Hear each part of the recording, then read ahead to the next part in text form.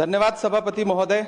मैं आज इस सदन में खड़ा होकर हाशिए पर मौजूद देश के लाखों एससी, एसटी और माइनॉरिटी के छात्रों की तरफ से यूपीए की चेयरपर्सन रही श्रीमती सोनिया गांधी जी और पूर्व प्रधानमंत्री डॉक्टर मनमोहन सिंह साहब को सैल्यूट करूंगा, जिनकी कोशिशों से सच्चर कमेटी की सिफारिशों के बाद 2009 में कोचिंगों के अभाव में प्रतियोगी परीक्षाओं में हिस्सा न ले पाने वाले एससी, एसटी और माइनॉरिटी के छात्रों के लिए रेजिडेंशियल कोचिंग एकेडमी शुरू की गई थी।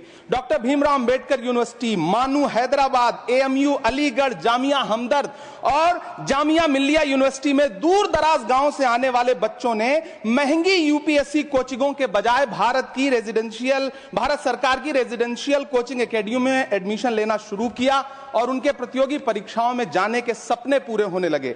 इसी से प्रभावित होकर मुंबई के हज हाउस में 2009 में एक कोचिंग सेंटर शुरू किया गया, जिसके लिए सरकार से कोई फंड नहीं लिया गया, बल्कि हाजियों के रजिस्ट्रेशन फीस और सर्विस चार्जेस से बनने वाले हज कमेटी के कॉर्पस के एक हिस्से से इसे शुरू किया गया। तकरीबन 10 साल शानदार तरीके से चलने वाले इस कोचिंग सेंटर के रिजल्ट भी बढ़िया रहे। कई आईएएस दिए, आईपीएस दिए, महाराष्ट्र की स्टेट सर्विसेज में बच्चे सेलेक्ट होने लगे।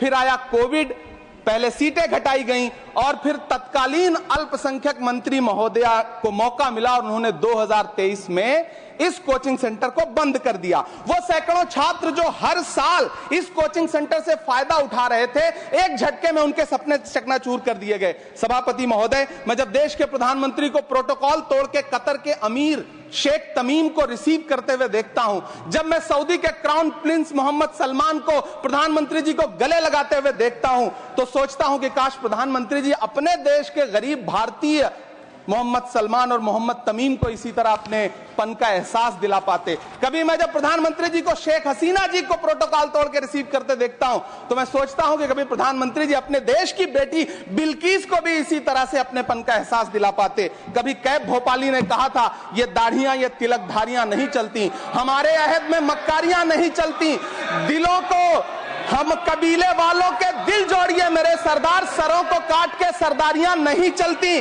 सभापति महोदय, मेरा अल्पसंख्यक मंत्रालय से अनुरोध है कि हाजियों के पैसे से चलने वाले हज हाउस कोचिंग के कोचिंग सेंटर को फिर से शुरू किया जाए। न सिर्फ शुरू किया जाए बल्कि उसकी सीटें भी बढ़ाई जाएं। जब पैसा सरकार को नहीं देना है बल्कि हाजियों का जो कॉर्पस सैकड़ों करोड़ रुपए के रूप में इकट्ठा है, उससे इसको चलना है कोचिंग सेंटर को, तो फिर इस कोचिंग सेंटर को चलाने में और देश के बाकी हज हाउसेज में इसे शुरू करने से सरकार को परेशानी क्या है। मेरा अनुरोध है, यहां मंत्री महोदय बैठे हैं, अल्पसंख्यक मंत्री, कि कृपया संज्ञान लें। देश के लाखों छात्र आपसे गुजारिश कर रहे हैं।